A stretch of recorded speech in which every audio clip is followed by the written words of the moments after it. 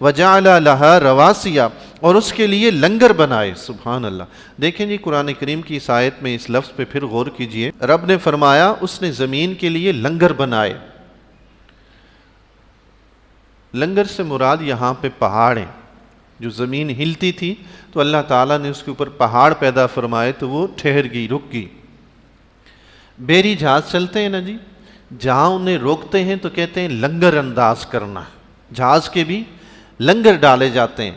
جہاز کے جب لنگر ڈالے جاتے ہیں تو جہاز چلتا نہیں ہے، کیا ہوتا ہے؟ رک جاتا ہے۔ اگر زمین چلتی تھی تو رب نے لنگر ڈال کے اس کو کیا کیا ہے؟ روکا ہوا ہے، تو چلتی کہاں سے؟ رب نے لنگر ڈالے ہوئے ہیں اور تم کہہ رہے ہو زمین چلتی ہے، گھومتی ہے۔ تمہارے لنگر تو ڈل جائیں بحری جہاز پہ، وہ بیچارہ ہلتا نہیں ہے، تو رب زمین پہ لنگر ڈالے تو وہ کیسے ہلے گی؟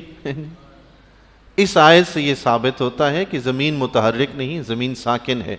دیکھیں رب کائنات نے سورج اور چاند چلتے ہیں تو ان کے بارے میں قرآن میں ذکر فرمایا کہ وہ چلتے ہیں، لیکن زمین اور آسمان کے بارے میں رب نے اگر ان میں سے بھی کوئی چلتا ہوتا نا تو رب ضرور فرماتا کہ یہ چلتے ہیں، لیکن کہیں ذکر نہیں فرمایا رب نے کہ زمین یا آسمان چلتے ہیں، بلکہ سورہ فاطر میں تو رب نے یہاں تک فرمایا ہے ان اللہ یمسک السماوات والارض ان تزولا، اللہ تعالیٰ زمینوں اور آسمانوں کو روکے ہوئے ہے کہ یہ کی حرکت کریں۔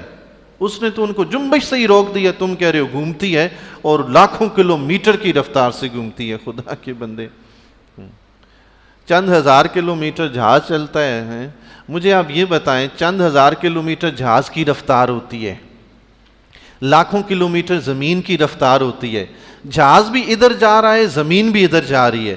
تعجب کی بات ہے کہ جہاز زمین کے چلنے سے پہلے اپنی جگہ پہ لینڈ کر جاتا ہے۔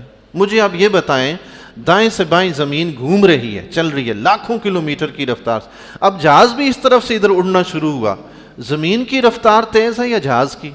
جو یہ بتا رہے ہیں اس سے تو زمین کی رفتار کئی گنا جہاز سے تیز ہے۔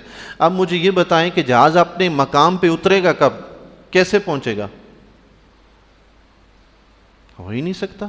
پھر مخالف سمت سے اگر زمین چل رہی ہے اور جہاز ادھر سے آ رہا ہے، لاکھوں کلومیٹر سے چلنے والی زمین کے اوپر جہاز لینڈ کیسے کرے گا؟ تک ہی نہیں بنتی کوئی۔ بہرحال قرآن کی آیات، ایک آیت یہ جو سورہ نمل کی آیت نمبر 61 ہے، اس میں رب نے فرمایا کہ ہم نے زمین کے لیے لنگر بنائے تاکہ وہ ٹھہر جائے، رک جائے، اور سورہ فاطر میں رب نے فرمایا کہ اللہ زمین و آسمان کو روکے ہوئے یہ کہ وہ جنبش کرے، جنبش سے بھی روکے ہوئے۔